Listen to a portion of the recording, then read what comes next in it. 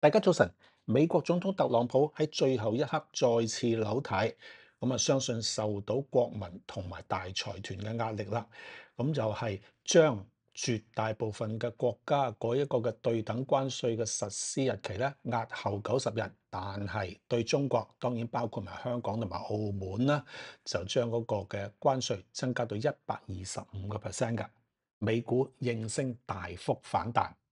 港股點呢？港股事前分析，講題係好友仍未可安心。恒指期貨陰陽燭日線圖嗱，尋日咧我同大家度過啦。初初我好希望佢再升多啲，哇！出現一個咩早晨之星，但係今日做唔到啊，做唔到個早晨之星啊，係咪啊？因為尋日嘅收市位20188係比兩個交易日前嘅大陰燭新區中間位係幾多咧？21148啦，括弧21148就加開市位嘛，收市位19780啦，刪括弧除以2咧，答案係20464。嗱，尋日收20188，最高都係20429，過唔到20464嘅。我畫條線俾大家睇先，等大家易記啲啊先。20464。佢哎呀，4喺度都撳唔到嘅2046，差唔多呢個啦。嗱，過唔到嘅係嘛？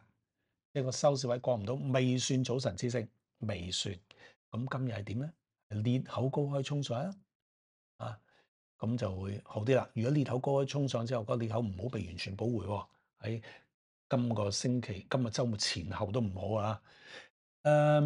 平均線整體分明勢當然唔靚啦。20天平均線繼續跌向50天平均線啦，5天平均線阻力下壓緊。咁今日首先企翻5天平均線上邊先啦。成交恒指期貨嚟講咧係增加咗啦，現貨就冇增加，期貨增加。咁即係話咩啊？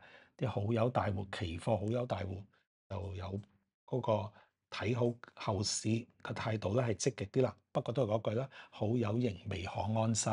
OBV 你望下係繼續跌嘅，OBV 繼續跌，即係唔好安心。好在佢繼續跌，就冇跌穿呢度之前呢個低位。咁即係話咧，我哋喺呢個位仲可以當為我哋嘅短期重要支持位。失手嘅機會仲暫時未大㗎。1月13個低位18694。輔助分析指標 DMI 咧就係好明顯係利淡啦。正 DI 繼續下跌，即係上升動力繼續減弱。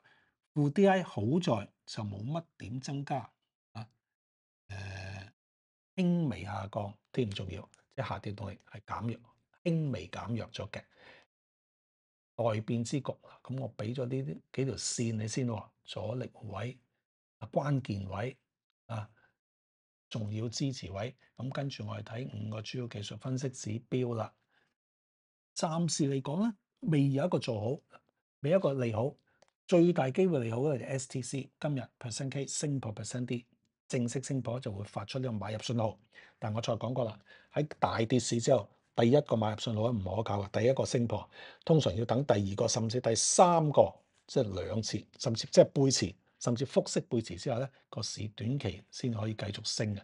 咁如果我大膽假設短期反彈浪已經由尋日低位19063開始啦，咁呢個升嘅第一下，甚至第二下之後遇到嘅獲利回吐沽盤，估計都會好大下嘅。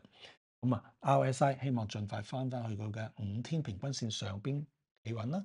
咁就兩個指標利好嘅話，今日收市受如果咁形勢就將會由而家嘅顯著向淡變為偏淡嘅啫。咁對後市咧嘅繼續往上反彈就好有利啦，變咗。好啦，咁跟住咧，我哋再睇睇第啲啦。